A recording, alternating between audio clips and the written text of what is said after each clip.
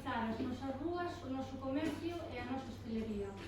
En primer lugar, quero agradecer a todos os departamentos implicados, tanto a técnicos como traballadores do Concello, polo traballo feito hasta o día de hoxe para poder presentalo. A organización do concurso levará a produtora Mirabelle, que é do Milladoiro, Marcos Valcarce. Quero empezar agradecendo ás tres asociacións, Xuntanza de Empresarios de Ames, Parte Empresarial, Palmira Boulevard, por colaborar outra vez no Concello, unirse ás tres e dar o que van a ser parte importante dos premios. Quero agradecer tamén a Joel, veciño de Ames, por este cartel que fixo e que cedeu á Concellería. Teño que dicir que o cartel é original e non se modificou nada del. Vale, a verdade é que o fixo tamén, que ven moi ben explicado no cartel, todos os pasos que vamos a seguir.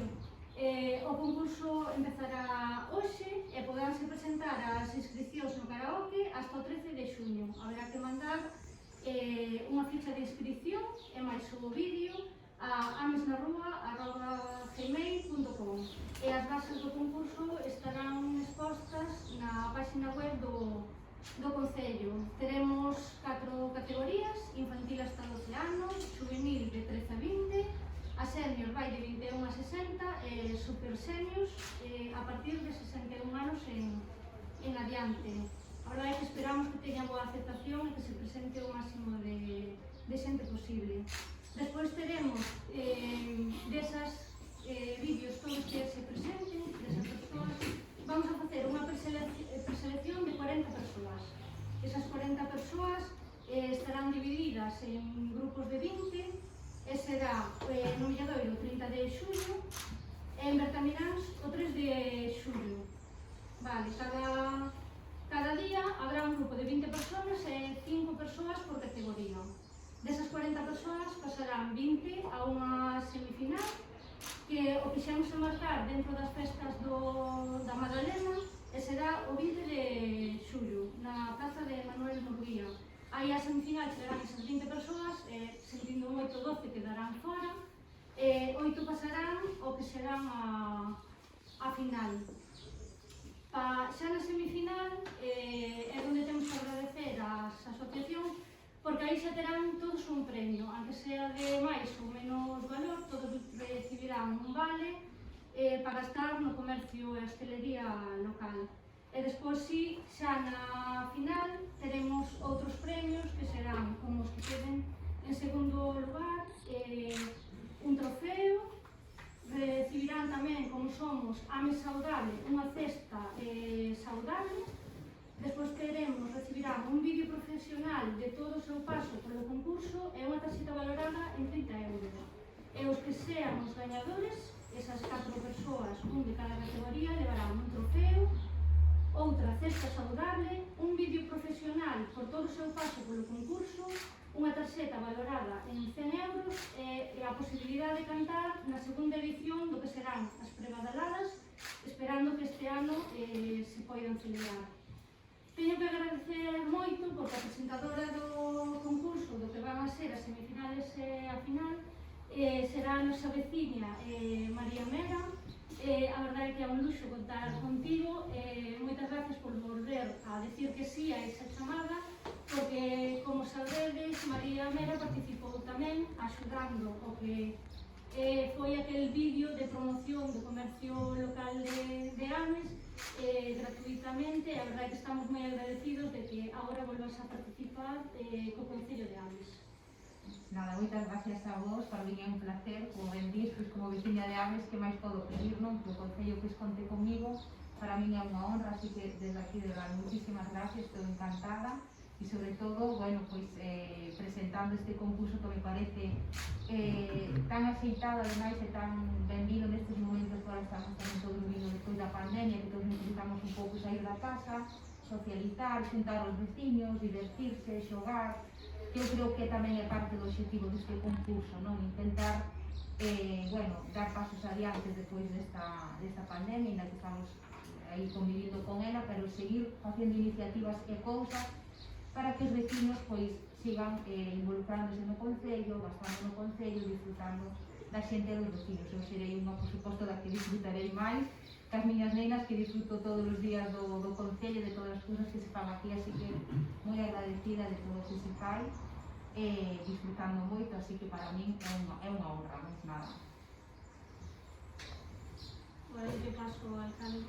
Bueno, bons días a todas e a todos. Eu ainda que a Ana xa fixo o papel dos agradecementos, a mí tamén me gusta agradecer, darvos as gracias sobre todo ás asociacións de comerciantes e de empresariais que colaborades, como sempre, neste tipo de actividades que facemos. Para nós é moi importante que vos estedes aquí, porque nós tamén con este tipo de actividades o que queremos é axudarvos a vos dentro das nosas posibilidades a que dinamizar e mobilizar un pouco máis o sector comercial do Concello, que tan importante é para nós, porque ademais, xa o decíamos naquela campaña, non? Que names temos todo, o cal agora o que queremos descubrir son novas voces, que seguramente que alguna sanidade é moi boa.